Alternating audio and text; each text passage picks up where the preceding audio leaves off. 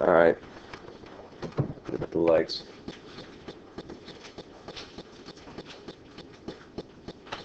Sorry. Okay. So America has this problem with nationalism and liberalism. How do they reconcile the issue?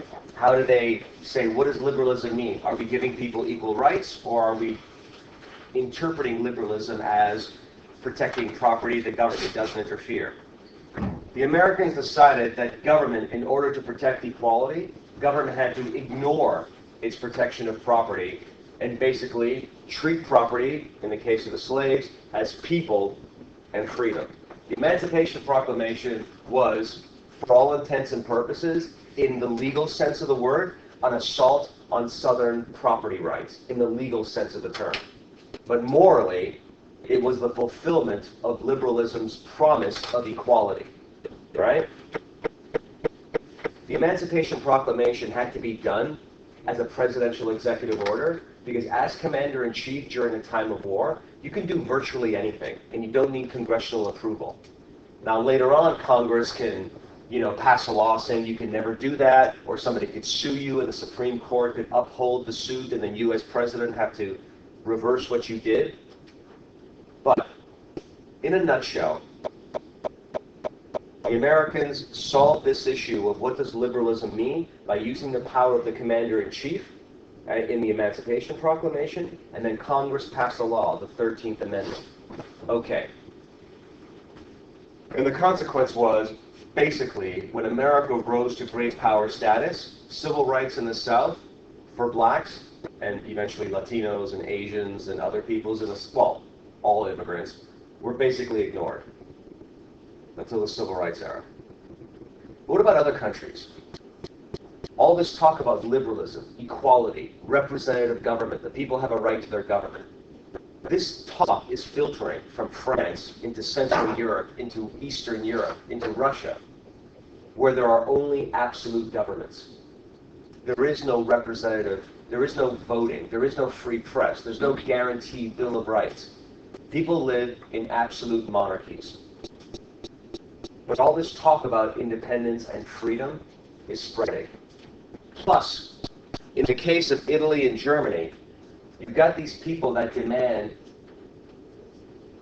participation in their government, but they don't have a nation yet. They don't have a unified Italy. They don't have a unified Germany. What they have is scattered Italian sites, or states, or scattered German states, under many, many different princes and kings and dukes. And they all speak Italian in what today we know as Italy. Different accents, different dialects, but they all speak Italian. They're all Catholic. They all remember the time when Italy was the heart of the Roman Empire. Same thing in Germany. Most of Northern Germans, all Protestant. Southern Germans, all Catholic. But they all speak German, various dialects. They have all had similar histories, good and bad. And now there's all this talk that all people of a similar language, territory, and religion and history should have their own government. And this comes forward, and this is what I'm talking about. France has been a unified landmass since, forever, since the fall of the Roman Empire. And the borders have expanded under some of the kings, but basically, you look at a map for about 1,000 years, and people said, that's where France is. And after the French Revolution, it became a republic, no king. Spain was unified in the late 1400s, taking Aragon and Castile, bringing them together, two families, and then this was a unified country for 500 years. Russia has been unified and expanding for another 1,000 years. But when you look on this map, there is no Germany, where in a modern-day map, you would see Germany here and you would see Italy here. You don't see that. What you see is the big state of Prussia, the little state of Bavaria, Baden, Württemberg, Hanover. Down here, where today you would see Italy, you see something called the Kingdom of the Two Sicilies, the Papal States, Piedmont. Parts of Italy are under the control of the Austrian Empire. So then how do we go from this mix-up in the middle of Central and Southern Europe to one solid, the German Empire, one solid, the Kingdom of Italy? How does that happen? Do the people rise up in revolution like in the French and American Revolution? No. And that is the point of today. The people did not successfully rise up and demand unification. Why? A, they were disorganized and didn't have enough power. But B, the leaders that ultimately unified Germany and France had the experience of the American Revolution in their mind. They had the experience of the French Revolution in their mind. They also had the experience of what happened in Britain when the people rose up and the government was forced to slowly give reforms more and more. And they didn't want to go that direction either. The people that ultimately unified Italy and Germany wanted to maintain the power of a strong king or emperor, but they knew they had to compromise with growing national sentiment. They also had to give some form of representative government, but not too much, just enough to satisfy the bourgeoisie so they don't rise up in rebellion. Because these guys recognized if you ignore the bourgeoisie, if you ignore the working classes, if you ignore the poor, they will eventually get upset. And if you have a union of the poor, the working, and the middle classes, you will have a revolution. It's already happened in America, and it already happened in France. And there was a number of smaller revolutions in Belgium and Spain and Greece. So pay attention to the will of the people and do something. So, if you start off with Italy, it happened in steps. The first thing that had to happen for Italy to become united was that the Allies that were trying to maintain everything the way that it was, they had to be broken apart.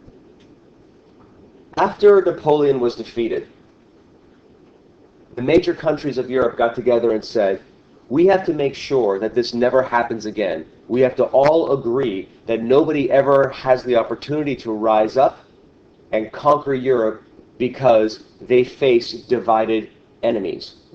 We, Britain, the Kingdom of France, the Kingdom of Russia, the Kingdom of Prussia, and the Kingdom of Austria must all band together, and anywhere revolutions come up, we have to invade that country and crush it. And this has been successful for years. From 1815 to 1859, every significant rebellion that rose up was crushed by another country giving a lending hand to the country that was suffering a revolution. But this alliance of conservative powers crumbled in the 1850s, and it allowed the unification of Italy and Germany. Why? The Crimean War of 1854-56. This is a small war, incredibly bloody, but it was a small war fought in the south of Russia. The Crimea has actually been in the news lately because the Ukraine, that country, had it taken away by Russia.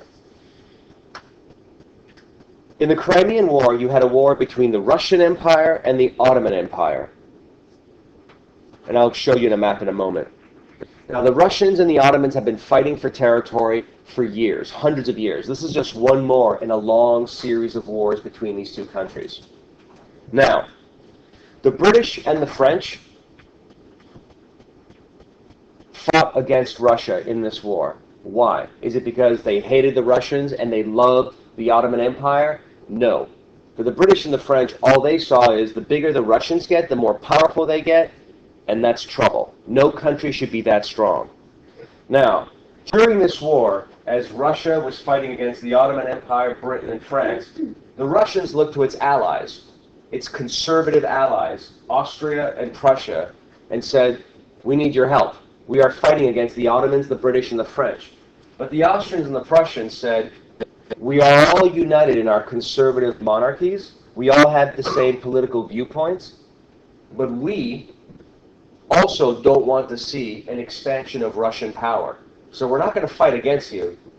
We're going to remain neutral. So you deal with this on your own. The Russians, after the Crimean War, felt incredibly betrayed by their allies. And so the conservative alliance of Russia, Austria, and Prussia that had kept Europe stable for a couple of generations evaporated in the Crimean War of 1854-56. The Russians were beaten in that war, so their humiliation and their anger and their resentment went through the roof. This is the Crimean War.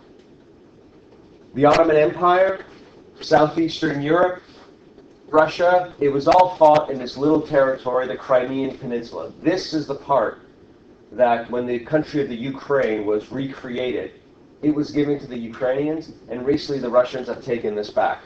They just marched in and took it, and they dared the rest of the world to say, well, come and take it back if you want. And obviously no one did because nobody wanted to go to war.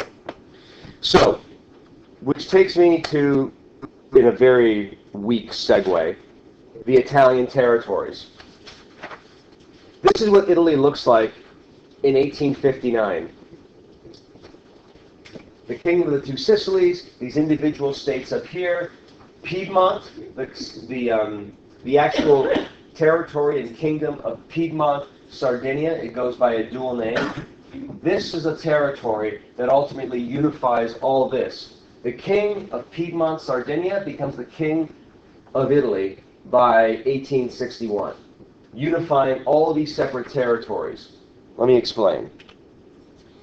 The idea of Italian unification after the French Revolution was strong for a variety of reasons. A, the Enlightenment was the Enlightenment and liberalism flowed through Italy just like it flowed through France and Britain and Germany and so on and so forth.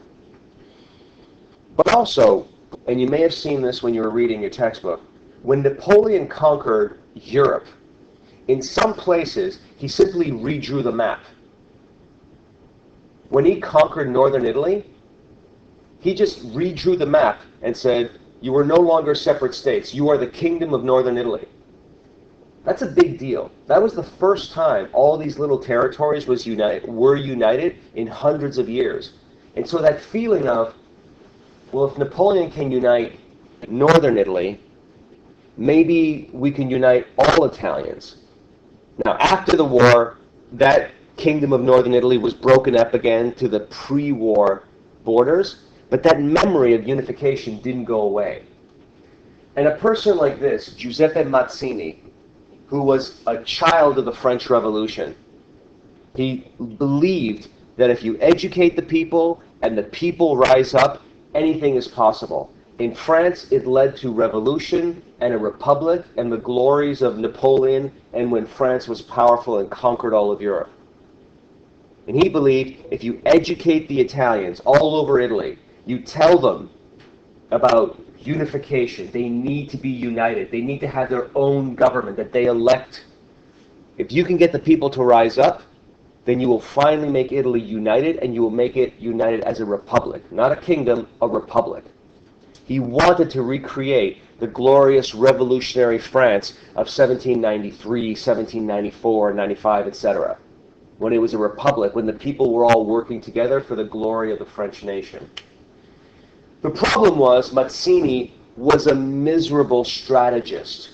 He had lovely ideas and he can give speeches to motivate people, but when it came to actually organizing rebellions, he couldn't organize them very well. And he would win initial battles, but then he couldn't hold on to what he won. He was a great ideas guy. He was an awful soldier and an awful administrator. And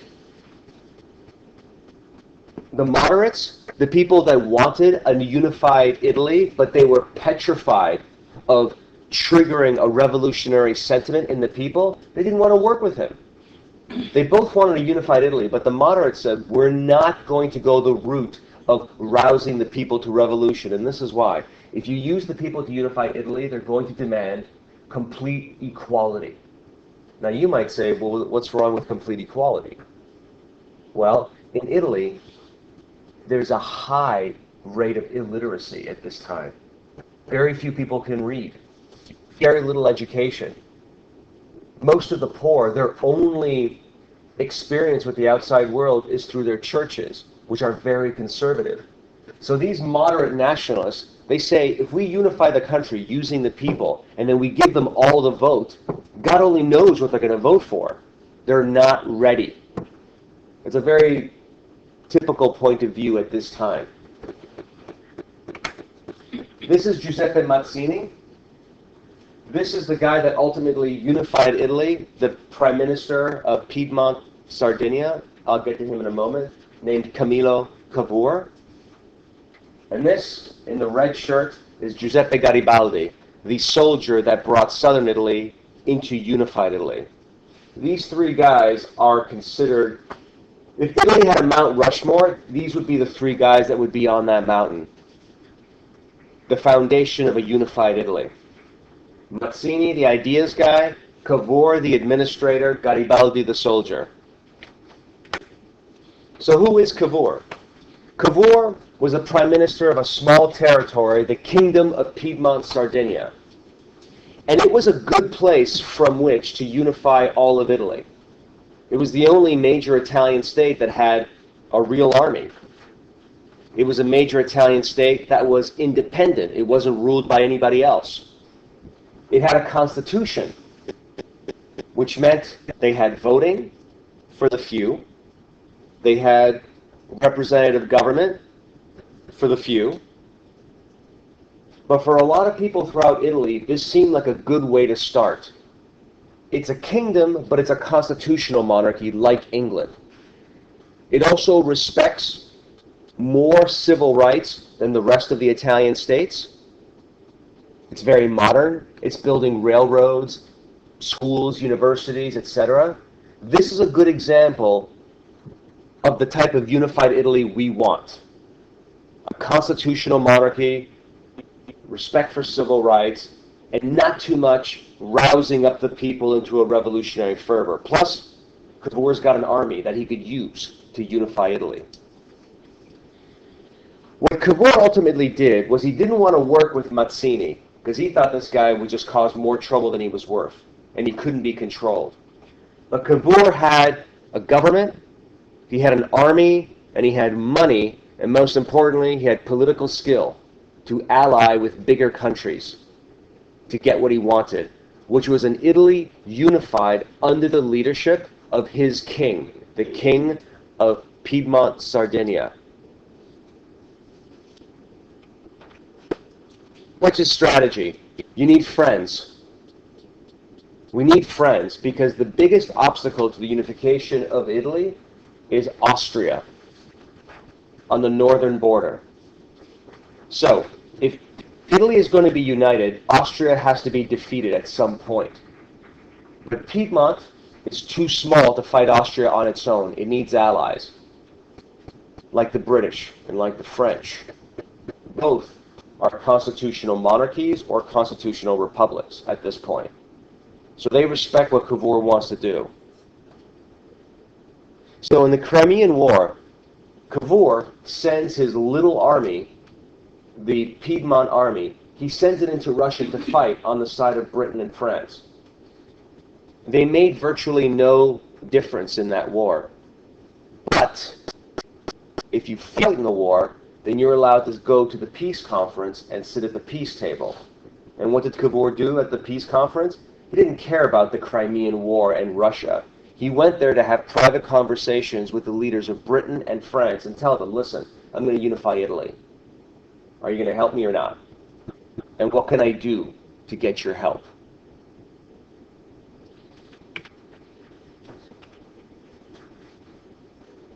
Oops. So, what ends up happening? The British basically promise to stay out of it. They're not going to interfere. The French say, we will fight a war with you against Austria to help you unify Italy, but we want some land in return. We want the two territories of Nice and Savoy, right on the border between Piedmont and France.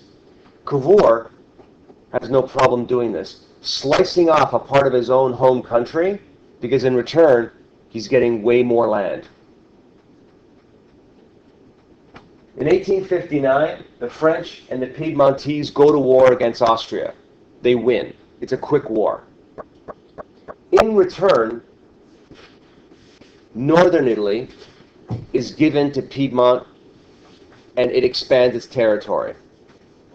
At the same time that that war is happening, agents of Cavour are going through central Italy, and they are handing out referendum or plebiscites, and they're asking the question, do you want to be unified under the king of Piedmont in a new unified Italy?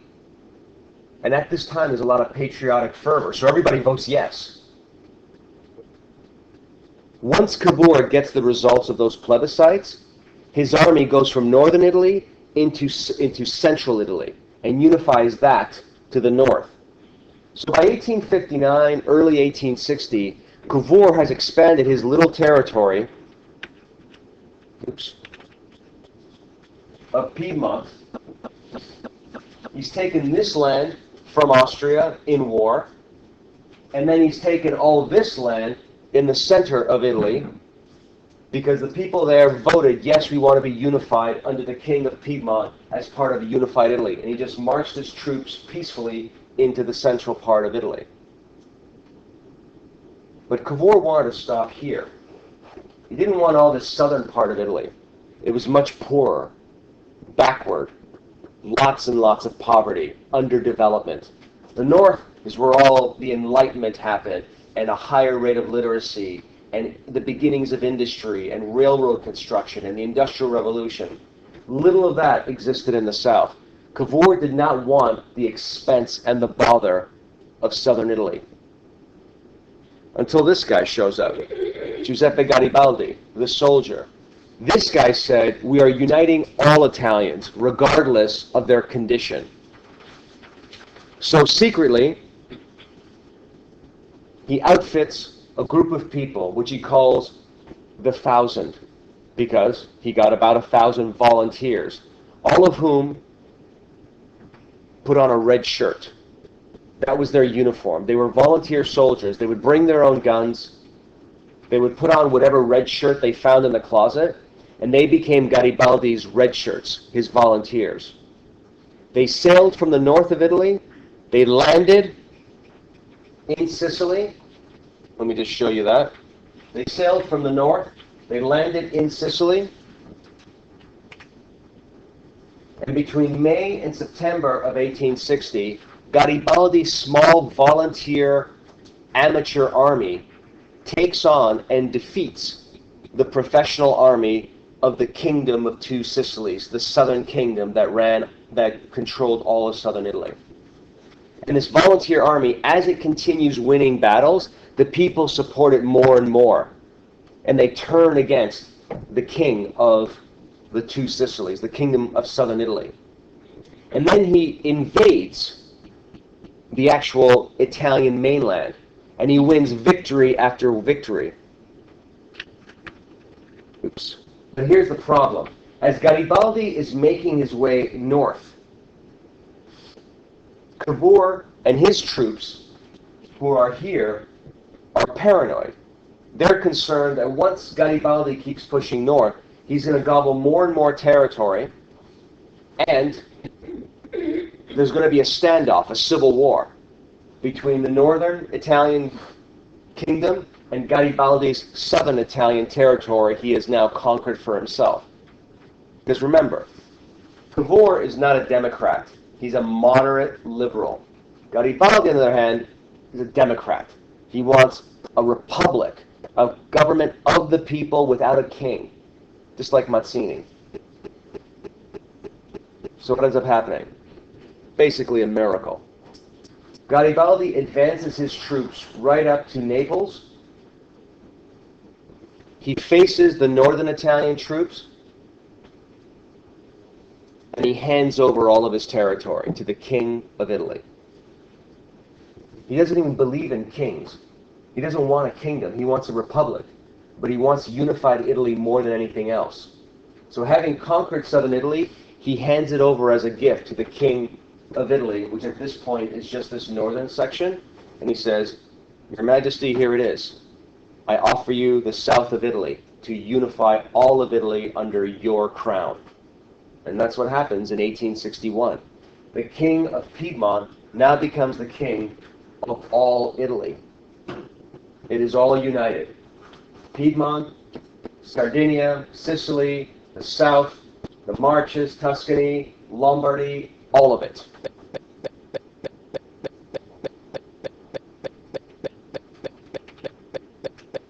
Now we get to Germany. There is an equivalent to Bismarck, the brilliant strategist. Oh, let me take a step back.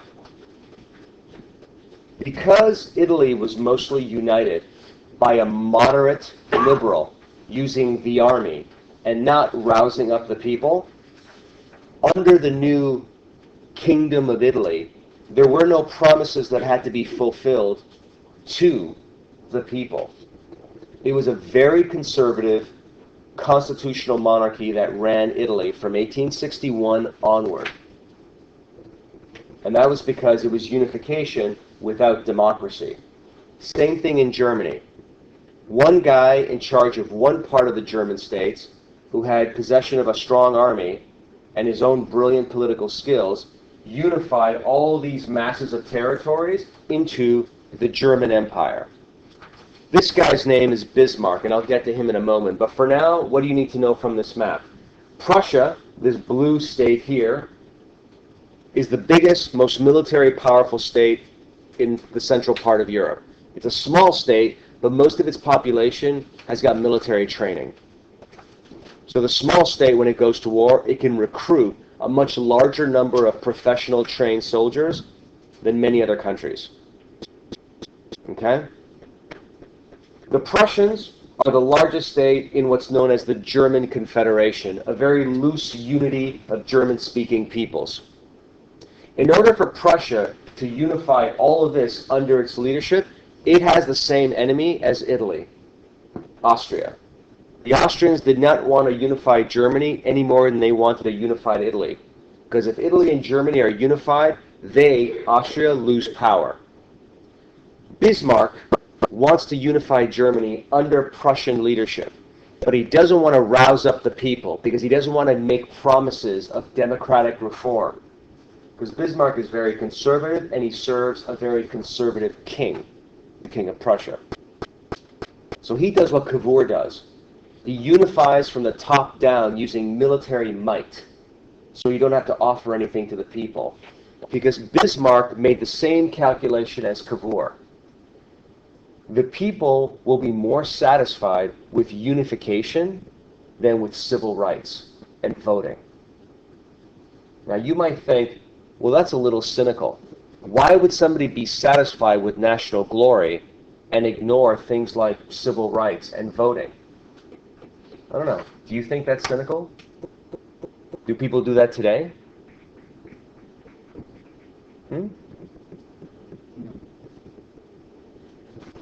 The answer is yes. After 9/11, George Bush's popularity went up to over 90%. Before 9/11, George Bush's popularity was in like the 30s. Right? This has happened throughout history. Democratic nations, in a time of crisis, back their governments and allow their governments to do virtually anything in the interest of national safety, national unity, national emergency. It was the same thing back then. And it was a gamble that worked. Right? Otto von Bismarck is the Prime Minister of Prussia since 1862. Now, like I said, he wanted to unify Prussia from the top down. He was going to use the military. He didn't want to rouse up the people. And he certainly did not want to go to the Prussian parliament and ask them for help, financial or otherwise. Because if you go to the liberals and say, I need you to vote taxes so that I could fight a war to unify Germany, the liberals are going to say, then you have to give us something. You have to give us more political participation. You have to give us more access. You just can't ignore us, which is what he was trying to do. This is Bismarck. I chose this photo because he purposely wanted to portray the bearing of a military leader.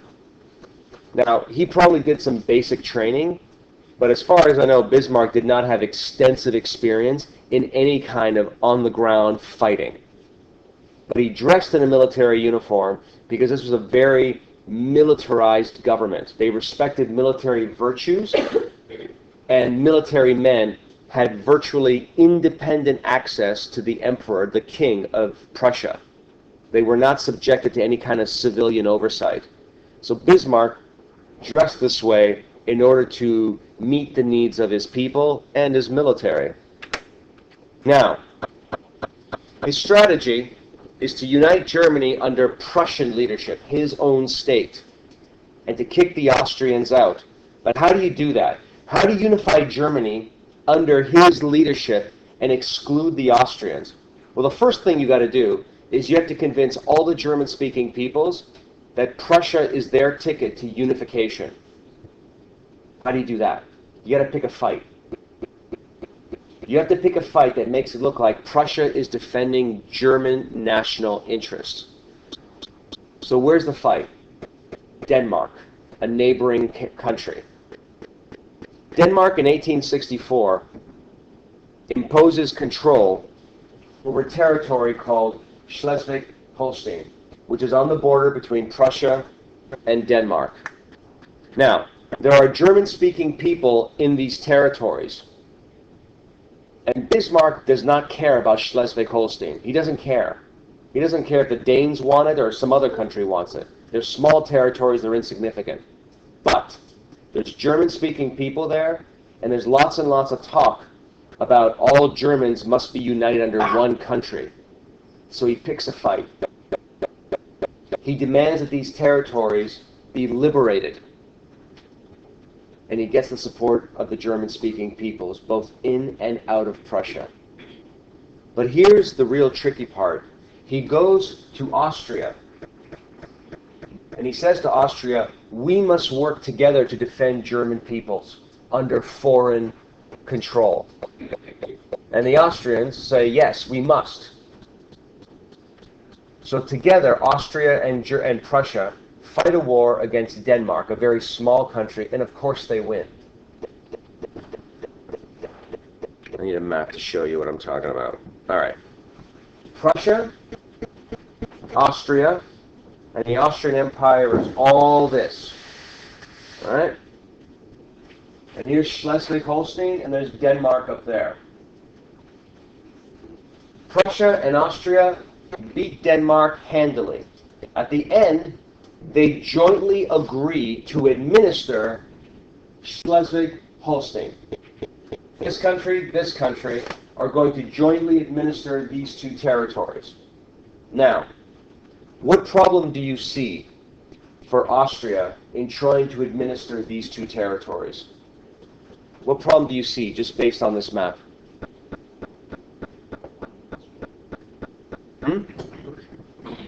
Out loud. Austria is down here, there's Prussia, there's Schleswig-Holstein. Isaiah? No, I was just saying Austria is already down there. Yes. So how are these folks going to send agents up there without going through Prussia? They can't. Bismarck set it up that the Austrians had to ask and work with them. And he purposely did that to antagonize them, to force them to throw the first punch. Because the Prussians are demanding leadership of German affairs, and the Austrians are standing in their way. So he set up this agreement so that the Austrians and Prussians had to work together, but he purposely went out of their way to stick it to them every opportunity they got to disrespect their authority and get them angry enough to throw the first punch, which was this. War in 1866. All these tensions are building up between Prussia and Austria on purpose because Bismarck wants a war with Austria. He needs to militarily defeat them to get them out of the way so he can unify all of Germany. Just like Cavour had to militarily defeat Austria to unify Italy. So, In 1866, you have the Austro-Prussian War. Prussia is not expected to win this war. They're smaller, less people, less wealth, but, like I told you, they are a militarized nation. All men, are given basic training when they hit, I think, the age of 18. So that even if they're not in the professional army, they're in the reserves. And when they get called up for service, they are fully trained soldiers ready to go. In addition to that, that's what I mean by a nation in arms. They have a small professional army, but most of the rest of the men are professionally trained, and they can get in uniform overnight. They also were the first nation to create a general staff. A general staff is critical because Prussia was the first nation to recognize in the era of modern warfare, you need professional soldiers whose entire job is planning wars. Strategy, supplies, studying military history, teaching at the military colleges. It can no longer be basically a fly-by-the-seat-of-your-pants, we declare war, we go fight.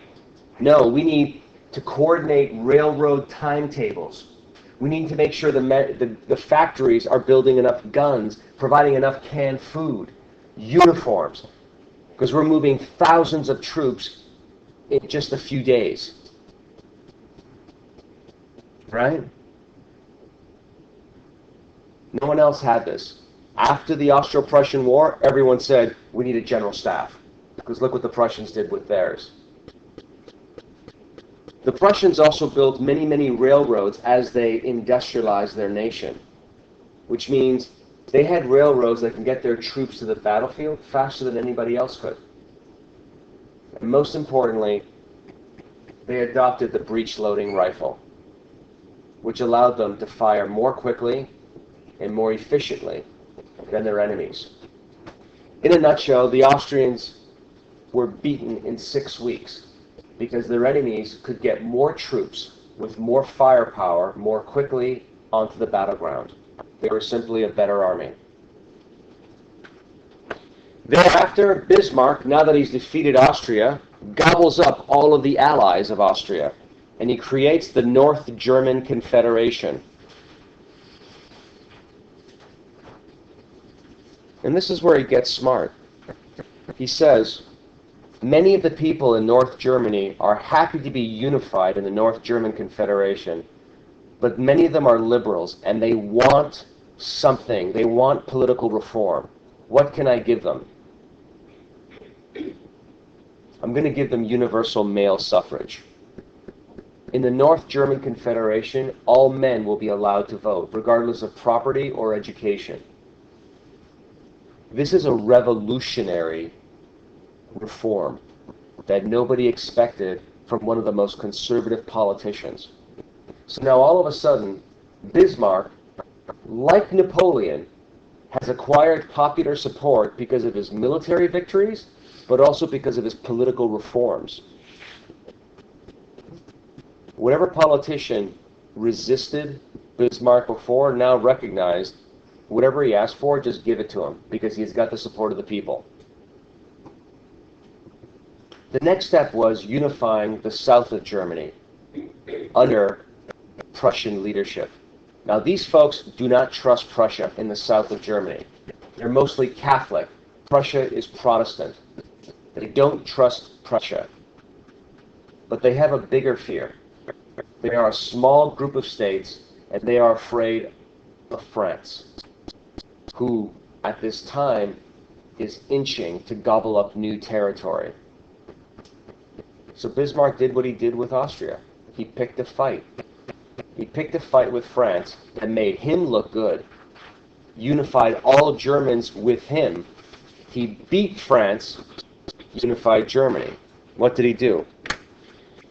Just to give you a quick recap, this is Prussia in the blue. They take Schleswig-Holstein in 1964.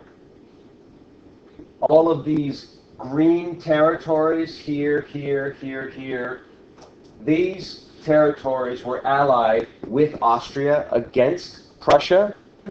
They were beaten, so Prussia gobbled up all this territory and made it part of Prussia. The pink were the ones that voluntarily joined the North German Confederation under Prussian leadership. So essentially by 1869, 1870, all of this, except for the yellow, was unified under Prussian leadership. How to get these people to join voluntarily to the Empire of Germany, ruled by the King of Prussia? Convince them that France is a bigger enemy, that they should join with them. And how does he do it? It begins with a marriage proposal. Spain is looking for a king. Not even a marriage proposal, a dynastic proposal. Spain is looking for a king. Spain is on France's southern border. Prussia is on France's eastern border. Spain goes shopping around the royal families of Europe, saying, do you have a duke, a prince, a noble, somebody that you could send to us who can be a king? Eventually the Prussians say, yes, we have a relative who is interested in being king of Spain. He doesn't speak any Spanish, but he'll marry a Spanish bride and everything will be fine.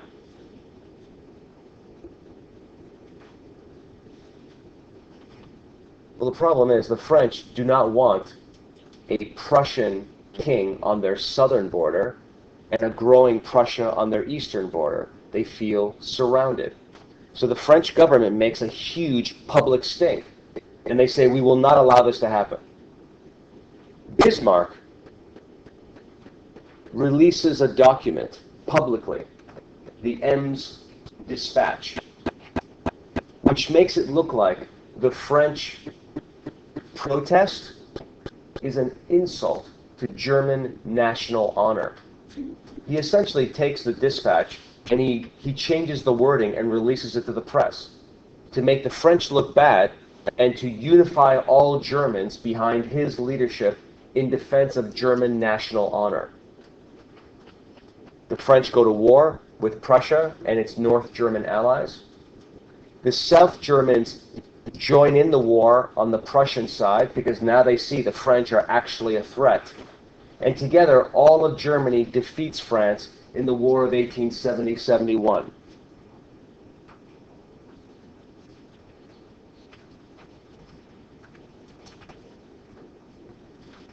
Germany is united and proclaimed in 1871.